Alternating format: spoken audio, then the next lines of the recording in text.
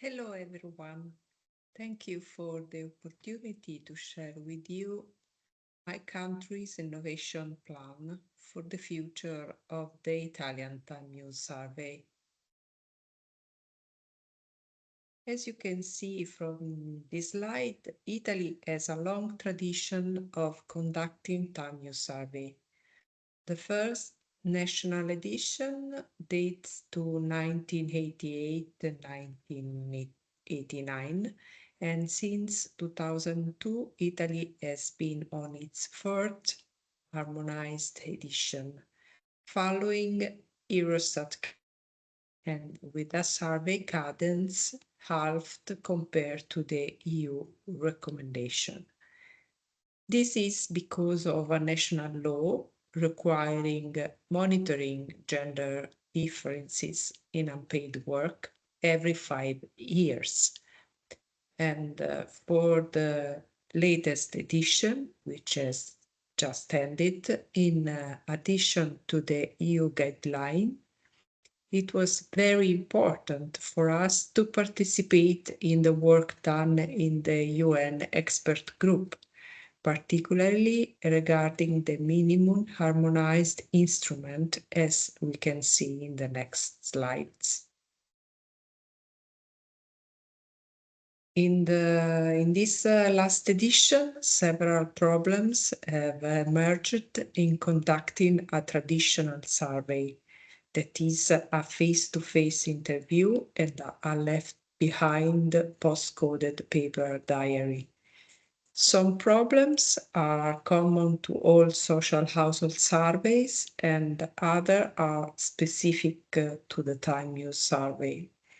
In the past, Italy had a very high response rate due to the legal framework of the surveys conducted through the municipal survey network, anticipated by a letter to respondent with clear legal references and obligation to respond. However, as you see in the slide, it is precisely that system that is entering a crisis. The result is that our response rates are declining rapidly, not only because of the increasing response of households, but also because of the increasing non-participation of municipalities in the survey network.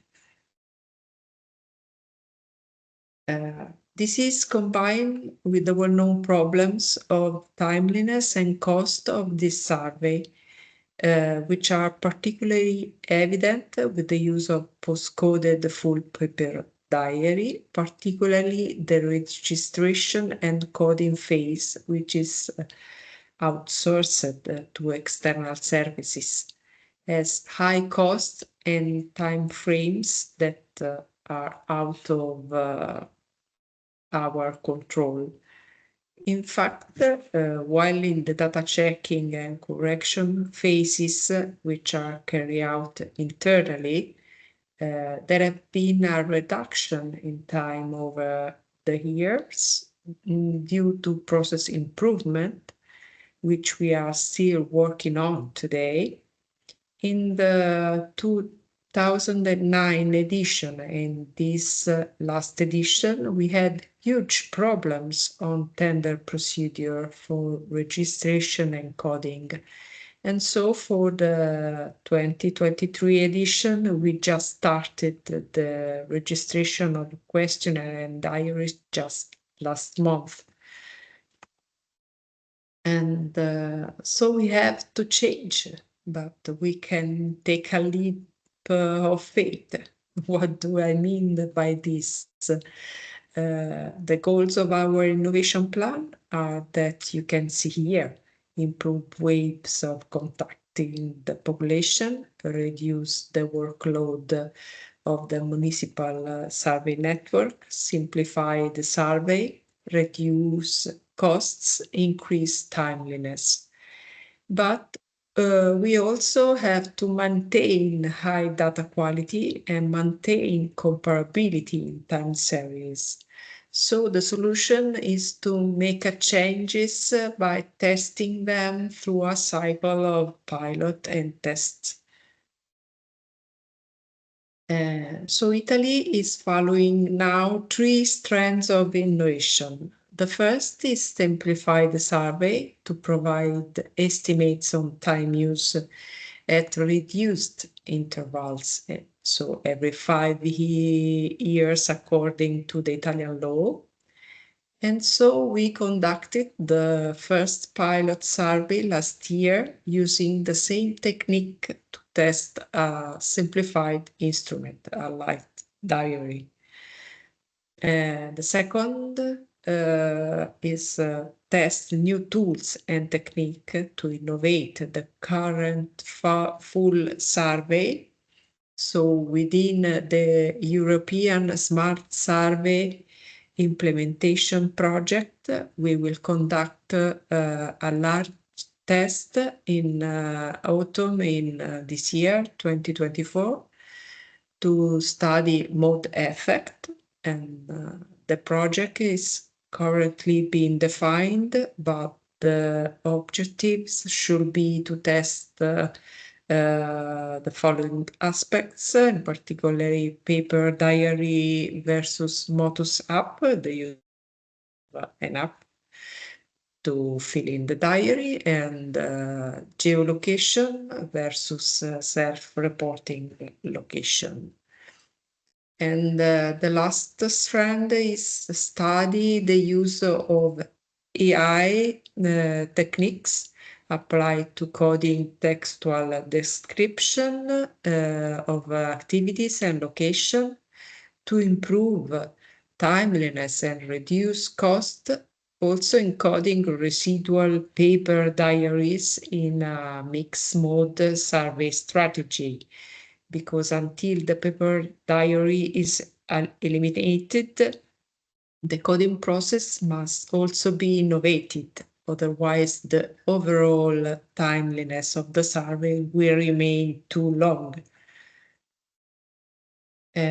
Going into details of the first pilot we conducted, that of the light diary, the goals of the pilot are less burden, less cost, and more timeliness. And how? Simplifying the time use diary for respondents, so no textual description, simplifying data processing, coding of textual description, and finally enabling an easy transition to online filling out of the light diaries. A sample of about 4,000 households was surveyed from March to May 2023 to assess whether the light diary can estimate the main indicator of daily lifetime as accurately as the full diary, in particular time spent on unpaid domestic care work.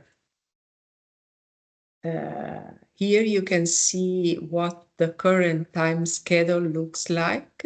A time schedule where people should fill in the diary by describing in free text how they spent the day.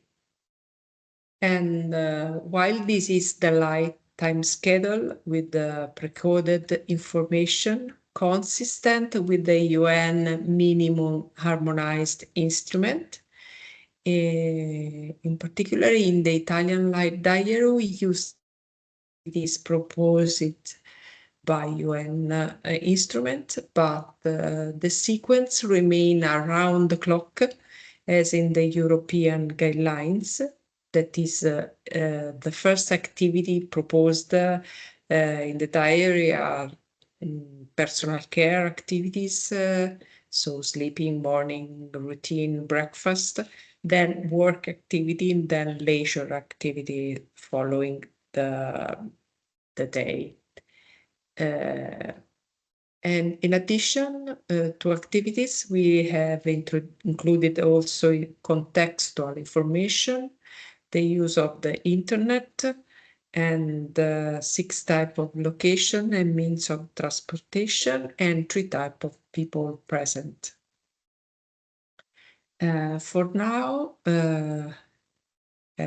we still only have the response rate results for the return interviews and diaries, and because we were problems with the contract for recording the survey data, which are starting now. So the first result reached is that the pilot survey has a slightly better response rate than the full survey. So the precoded light diary appears to be equivalent to the postcoded full diary for respondent. And I leave you with this last slide, in which you can see an optimistic picture of upcoming time use surveys in Italy if our innovation plan gets to the desired result. Thank you very much.